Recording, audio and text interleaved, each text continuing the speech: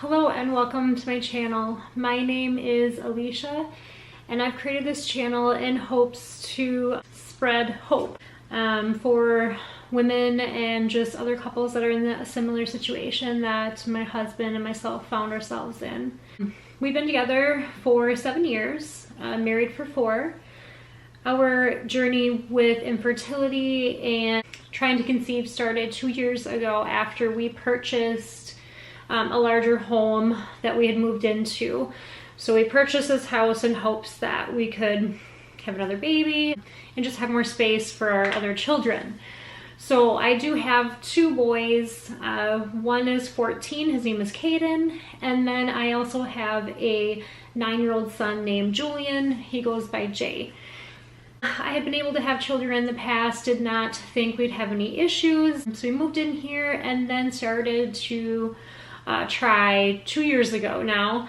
It just wasn't really working out. We didn't try for very long before I saw my OB about it originally. We hadn't tried for that long, but I just felt like there was something wrong. So I went to her just because I was having a lot of pain during my cycle.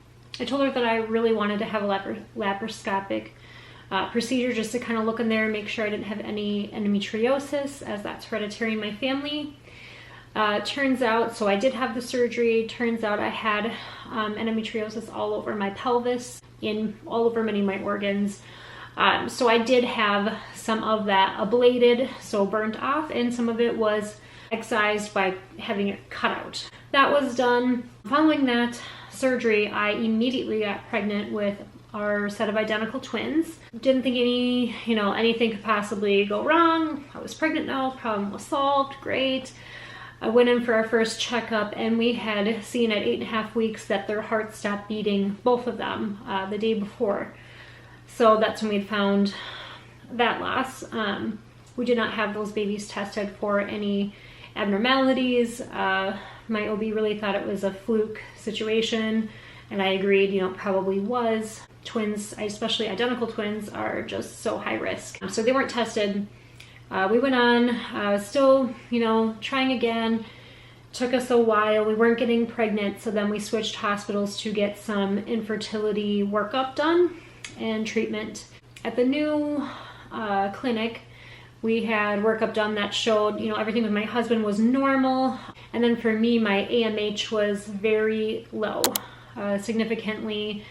I'm 32 now, and my AMH, which is like a test that shows like how many eggs you probably have left, my levels were extremely low, like of that of someone in their 40s. So that can make things more difficult, and some people end up needing IVF in order to conceive when you have a low AMH, and it also can mean that your egg quality could be lower too, so miscarriages.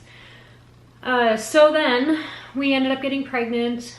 Again, we were going to do some infertility treatment, but we got pregnant, so great. Actually, that month, everything seemed fine. I thought, there's no way it would happen again.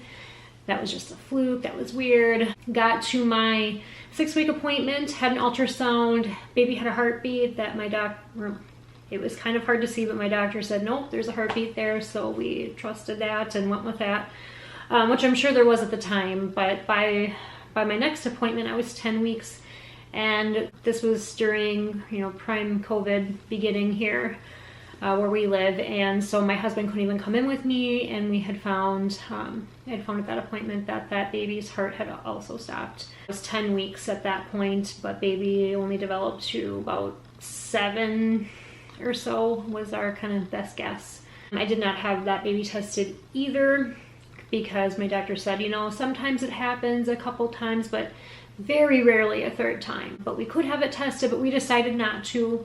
That was just the decision we made. So I know some people do have them tested, which is fine too. That's just what we decided was best for us. Then we went on to we did letrozole, a round of letrozole, and got pregnant the first cycle, actually, like right away. So then after all these miscarriages, I was getting pregnant quicker. So that time we went in at 6.5 weeks or so, and there was just a yolk sac. So we were thinking blighted ovum right off the bat. and then had a follow-up ultrasound, and of course nothing further had progressed. Definitely a blighted ovum. So then we did not test that baby either, because with blighted ovums, it's almost a guarantee, from what my doctor has told me, it's almost a guarantee that it's a genetic issue with that baby developing. So there would be no point. So then after that, it was a few months, and then I got pregnant naturally again with this baby that I'm currently pregnant with, 17, almost 17 and a half weeks now. Everything's going great. So blessed and just so thankful that it worked this time. The only thing that we did differently was a baby aspirin, because after my last miscarriage, I actually had a miscarriage panel done, and that had showed that I have a very, I guess, rare blood clotting disorder called a protein S deficiency. So I started baby aspirin right when I had a positive pregnancy test this time, and lo and behold, so far everything is fantastic. We don't know if that's all I needed, or if it was truly genetic issues with the other babies, or if I just was clotting and having issues with the placenta. That's where we're at now. Very just nervous and excited all the time. I guess with this baby, starting to feel baby move now, which was super exciting. My husband felt it the other day, which is just crazy. This will be his first baby, although my youngest, my 9-year-old, he has raised him since he was 2, and he actually adopted him. So, but he missed that baby stage and the pregnancy, all those things. So it's very exciting. This week we are working on the nursery. Tomorrow my mom's actually coming over and we're gonna get it painted. We got our crib already here that needs to get put together. We got the bassinet, swing, we got car seat, stroller, all that stuff. So very exciting. I'm feeling pretty good most days. Still taking Unisum and B6 because otherwise the nausea kind of gets to me. But otherwise, you know, a little bit of insomnia here and there. Very vivid dreams still. I always have that through my pregnancies, from the beginning to the end, as far as I've ever remembered. I'm starting to get some pelvic discomfort. I had that in my last pregnancy too. At the end it got pretty bad, so crossing my fingers it won't be too bad this time. I'm on my feet all day for work too. I just wanted to share that little update, kind of introduce myself and let you know what we've been through, and I just hope that this channel can be kind of an outlet for me and a great way to meet others that are in a similar situation or are going to be moms in July too. So this baby's due end of July. Can't wait. So thank you guys for watching. If you liked this video, please don't forget to give it a thumbs up. I also have an Instagram account that I'm pretty active on. I'll link it down here.